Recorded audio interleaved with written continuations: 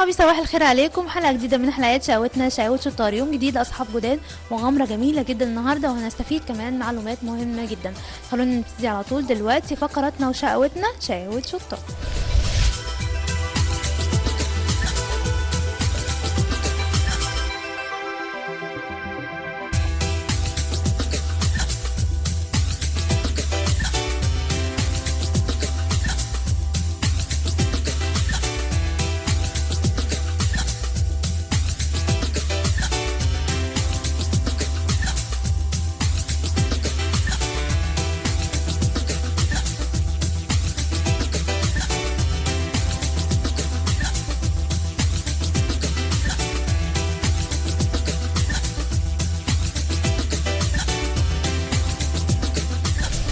اصحابي احنا معاكم دلوقتي في فقرة الكوكينج. في الكوكينج دايما بنختار ليكم حاجات بسيطة عشان تقدروا ان انتوا تعملوها بايديكم في البيت، وده الهدف، ان احنا نتعلم ان احنا نعمل حاجات سهلة وبسيطة علينا ونعملها لوحدينا من غير ما حد كبير يساعدنا.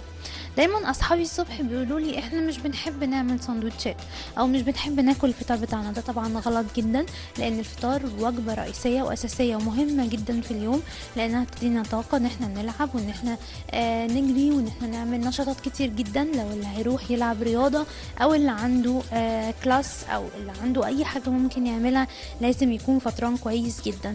لازم وجبة الفطار كل يوم نحافظ عليها ونهتم انها يكون شكلها كمان جميل. ده هدفنا دايما، ان احنا واحنا بنعمل الفطار بتاعنا يكون ليه شكل حلو عشان نتبسط بيه ونكون واحنا بناكله مستمتعين. كمان لما نعمل حاجة زي كده لاصحابنا، لو اصحابنا عندنا اكيد هيتبسطوا جدا ان احنا عملنا حاجة بايدينا. عشان كده النهاردة احنا عملنا مع بعض الساندوتش بتاعنا، ساندوتش التونة بالجبنة، وكمان عملنا له سمايلي فيس جميل جدا. خلينا بقى الاول نروح نتعرف على اصحابنا اللي معانا، وبعدين نقول لكم هنعمل ازاي. اسمك ايه؟ اسمي مريم. انت اسمك ايه؟ حازم. حازم. احنا بنسمع ان الولاد دايما مش بيساعدوا ماما في البيت، الكلام ده صح ولا انت بتعمل عكس كده؟ لا، انا على طول يعني بساعد ماما. بتعمل ايه في البيت؟ ده في ايه؟ بساعدها يعني ساعات لما تبقى محتاجة مني حاجة انزل اشتريها لها، مثلا تساعدني في اساعدها في المطبخ كده. يعني نقول لاصحابنا الكبار اللي يقدروا ان هم ينزلوا يشتروا الحاجات لوحديهم، نقول لهم ان هم يساعدوا مامتهم في انهم يعملوا حاجه زي كده. ونقول لهم كمان ان حازم شاطر جدا، وان هو دايما بيساعد ماما في انه يحط الاطباق ويشيل معاها. قولي يا مريم، انت بتعملي ايه في البيت؟ ساعات بساعد ماما وهي بتطبخ في المطبخ، يعني لما تعوز مني حاجة بجيبها. ولما مثلا تطبخ حاجة بساعدها فيها زي السندوتشات. تشيلي مثلا معاها الاطباق او تحطيها. جربتي ان انت تغسلي الاطباق قبل كده؟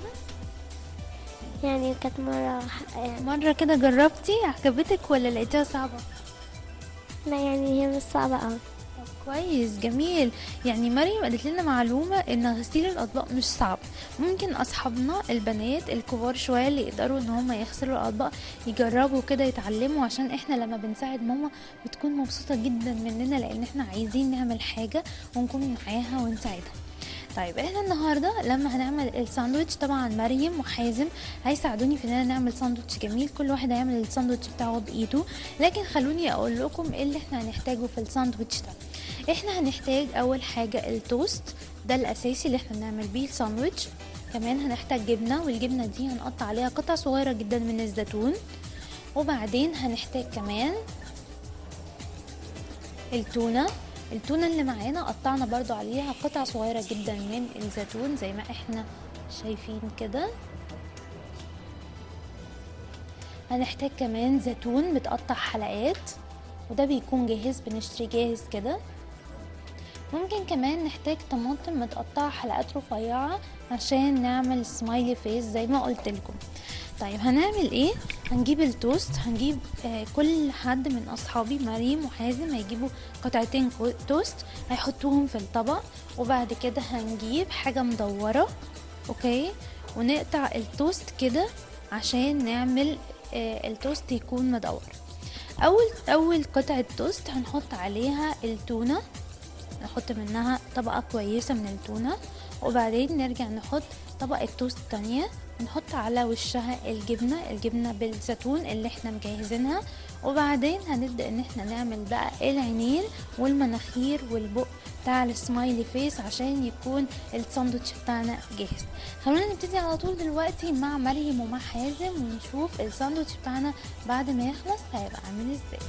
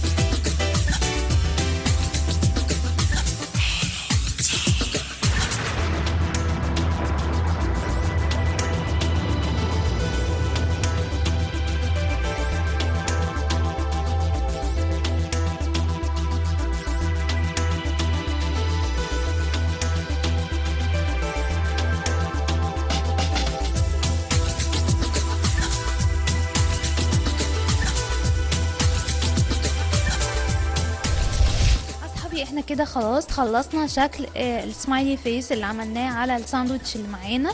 بقى شكله جميل جدا ويفتح النفس. حلو قوي ان احنا نعمل ساندوتش ليه شكل حلو ونعمل فيه كمان ديكوريشن جميل.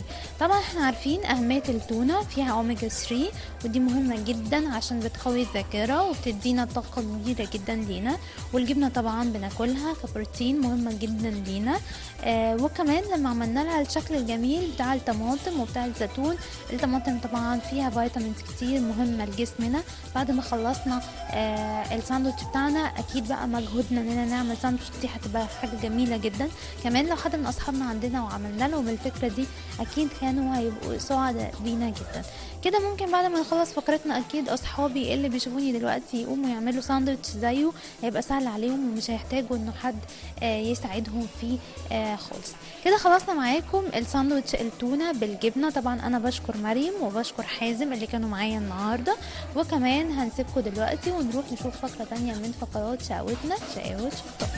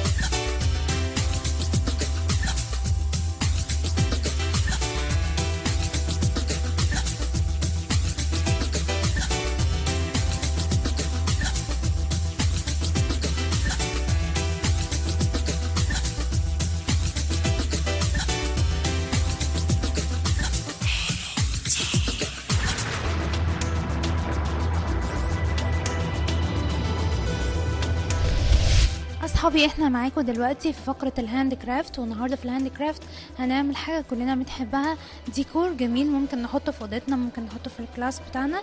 وطبعا هيكون معايا اصحابي اللي هيساعدونا النهاردة. تعالوا بينا الاول نتعرف عليهم. اسمك ايه؟ حمزة. انت اسمك ايه؟ لينا. لينا، قوليلي انت بتعملي هاند كرافت بايدك ولا انت اول مرة تشتغلي بايدك؟ تعملي؟ برافو عليكي. وانت يا حمزة عملت هاند كرافت قبل كده؟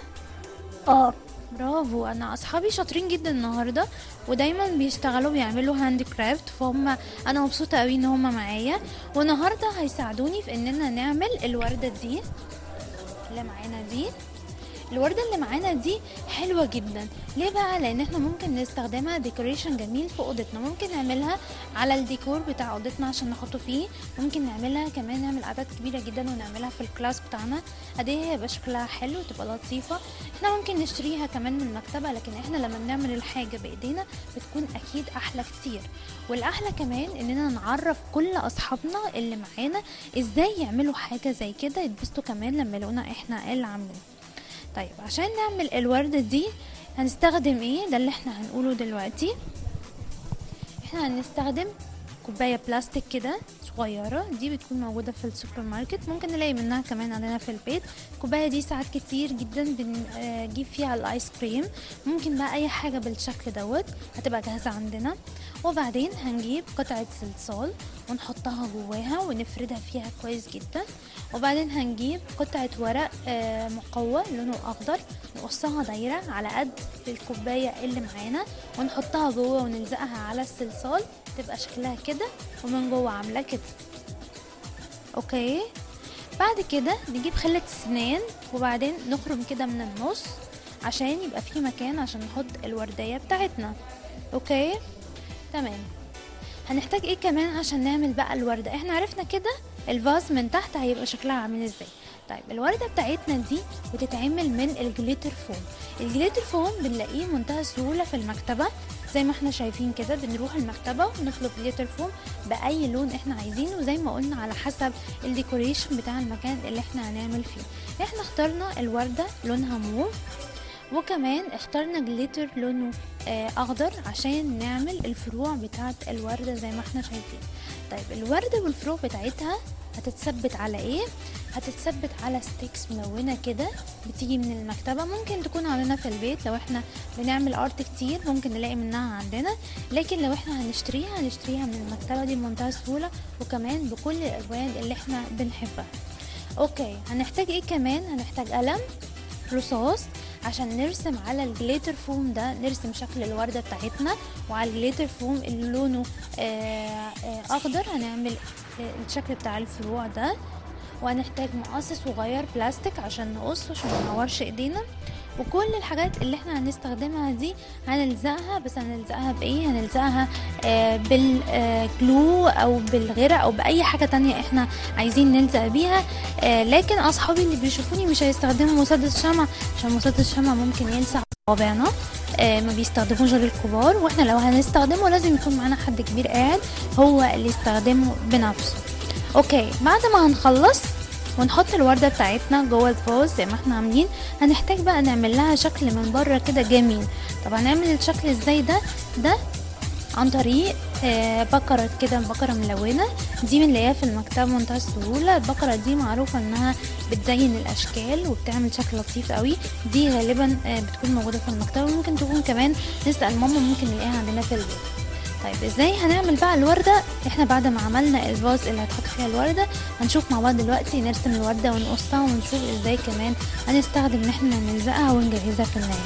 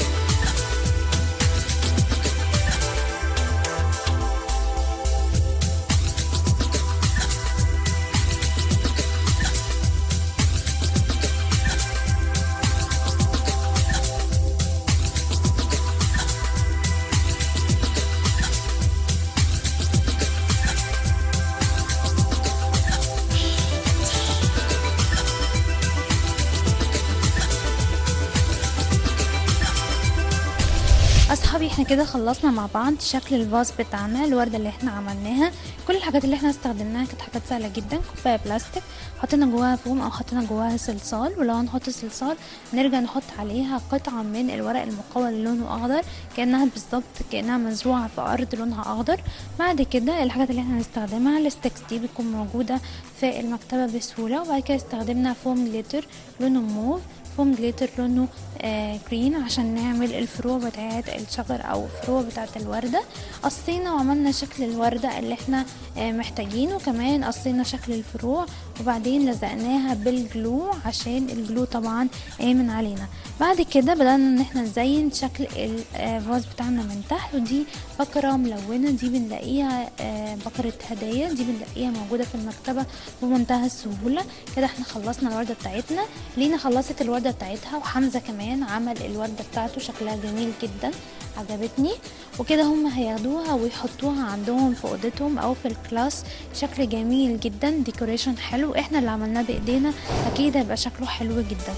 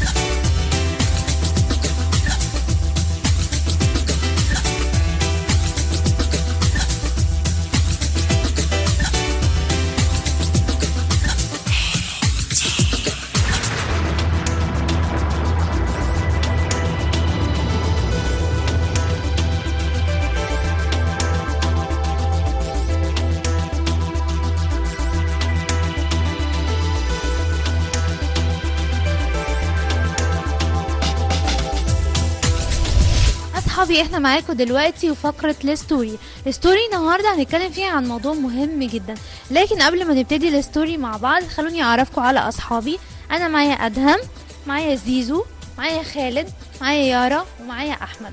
اصحابي اللي معايا دلوقتي هم اللي هيشاركوني في الستوري بتاعتنا اللي بتتكلم عن الثعلب الطيب. هل معقول في ثعلب طيب؟ احنا دايما عارفين ان الثعلب بيكون مكار. طب خلونا نعرف حكاية الثعلب الطيب ايه بالظبط. الثعلب الطيب اللي معانا دلوقتي ده ثعلب صغنون وطيب جدا جدا، وبيحب كل الحيوانات اللي موجودة، وكان دايما يمشي في الغابة عشان عايز يلعب مع اي نوع من الحيوانات اللي موجودة في الغابة. فكان بيلاقي مجموعة من الحيوانات الصغيرين كان نفسه يلعب معاهم لانهم كانوا بيلعبوا وكانوا دايما مبسوطين وهم بيلعبوا. زي ما احنا شايفين كده القرد ماسك بقى الشجرة والزرافة واقفة والفيل وكله عمال يلعب مع بعض. طيب بعدين حس الثعلب ان هم كل ما بيشوفوه بيجروا بسرعة بسرعة بسرعة ويستخبوا منه. هو استغرب جدا ليه القرد بيخاف وينط ويطلع على الشجرة، طب ليه الفيل بيجري بسرعة بسرعة ويبعد، وليه الزرافة هي كمان بتبعد وهي باين على وشها ان هي مرعوبة. طب ليه؟ فضل قاعد يفكر وهو مستغرب هما ليه كل ما بيشوفوه بيخافوا منه ويجروا بسرعة بالشكل دوت. طيب عمل ايه؟ استخبى ورا الشجرة وبدأ ان هو يبص عليهم ويسألهم هو انتوا خايفين مني ليه؟ هو انتوا ليه مش حابين ان انتوا تلعبوا معايا؟ لكن هم طبعا كانوا خايفين ومستخبين ورا الاشجار ومش عايزين يقربوا منه ابدا. لحد ما جه القرد وقال له لان كل الثعالب مكارة وانت ثعلب يعني اكيد مكار، فاحنا خايفين منك ومش عايزين ان احنا نلعب معاك، وممكن لعبك معانا ده يكون حيلة منك عشان انت عايز تنقض علينا وتاكلنا كلنا او تأذينا زي طبع الثعالب كلها. طبعا الثعلب الطيب اول ما سمع منهم الكلام ده كان زعلان جدا وكان متضايق ومش عارف يعمل ايه. هو كان بيحبهم ونفسه يلعب معاهم، طب يتصرف ازاي؟ رجع بيته بقى بالليل وهو حزين وزعلان ومش عارف يعمل ايه، وقعد يفكر ازاي ممكن يخلي الحيوانات التانية دي يحبوه ويحبوا ان هم يلعبوا معاه. وفات طول الليل وصحي الصبح بدري وراح استخبى ورا الشجرة وقعد يبص على الحيوانات، القرد والفيل والزرافة والطيور وهم واقفين يلعبوا مع بعض. كان بيشوفهم وهم بيلعبوا، وكان كل يوم يجي يراقبهم وهم بيلعبوا مع بعض وقد ايه كانوا فرحانين ومبسوطين، وكان نفسه يكون قاعد معاهم. لكن في مرة من المرات وفجأة ظهر الأسد ملك الغابة وفضل يجري بسرعة ورا كل الحيوانات عشان عايز يصطادها وياكلها على طول. طيب ايه اللي حصل؟ القرد جري جري جري بسرعة وطلع فوق الشجرة وتعلق في الفروع.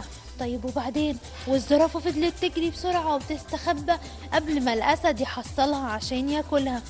لكن مين اللي معرفش يجري بسرعة؟ الفيل. احنا عارفين ان الفيل جسمه كبير وتخين ومش بيعرف يجري بسرعة قوي، ممكن الأسد ان هو يسبقه. وفعلا الفيل لقى نفسه اتزنق وكده الأسد هيقدر ان هو يصطاده. وفي اللحظة دي ظهر الثعلب الطيب وحاول ان هو ينقذ الفيل قبل ما الأسد ياكله، لدرجة ان الأسد استغرب جدا. هو المفروض دلوقتي يعمل ايه؟ يجري ورا الفيل ولا يجري ورا الثعلب؟ بس هو عشان كان متغاظ جدا جدا من الثعلب ان هو كده ضيع عليه الفرصة ان هو يصطاد الفيل، قرر ان هو يجري على طول ورا الثعلب ده لحد ما يصطاده وياكله على طول.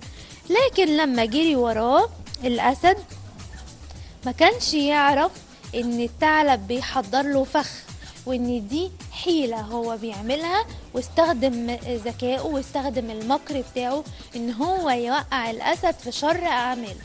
جري وراه الأسد وفضل يجري يجري يجري لحد ما وصلوا عند الشجرة، وهناك كان طبعا القرود مستنية فوق الشجرة وما كانش عندهم حاجة غير انهم يشيلوا ثمار بتاعة جوز الهند الكبيرة البني دي ويحدفوها على راس الأسد. طبعا الأسد قعد يقول يا دماغي يا دماغي، ايه دوت كل دوت جوز هند بيقع على دماغي.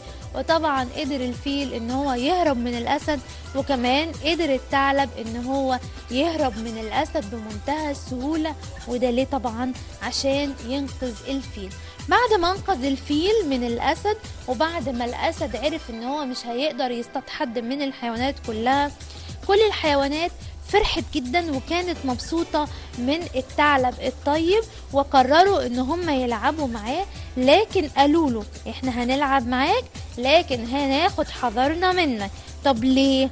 الزرافة قالت له عشان انت برضو في الاساس ثعلب، واحنا عارفين ان الثعلب دوت مكار، فاحنا هنلعب معاك لكن برضو هناخد حذرنا منك.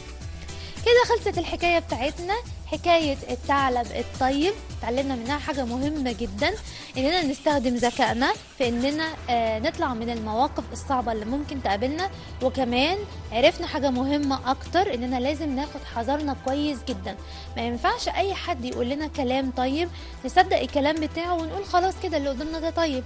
ممكن حد غريب ما نعرفوش يجي يقول لنا تعالوا معانا نروح في اي مكان، نروح لبابا نروح لماما، ده حد مستنينا، دي الميس هي مستنيك وهي اللي بعتت لي. طبعا احنا ما نسمعش الكلام ده ابدا، لازم ناخد حذرنا كويس جدا، ولازم نبقى عارفين ان احنا نستخدم ذكائنا كويس، ونعرف ان اللي قدامنا ممكن يكون بيحاول يأذينا وممكن برضو يكون طيب. احنا هنعرف منين؟ مش هنبقى عارفين، يبقى ناخد حذرنا كويس عشان نكون عارفين الصح من الغلط. اصحابي كده خلصت كل الفقرات اللي كانت معانا النهارده. يا رب فقراتنا كلها تكون عجبتكم. كل يوم بيكون معانا فقرات جديده، اصحاب جداد ومغامرات مختلفه كل يوم. تابعونا كل يوم وشقاوتنا شقاوة شطار.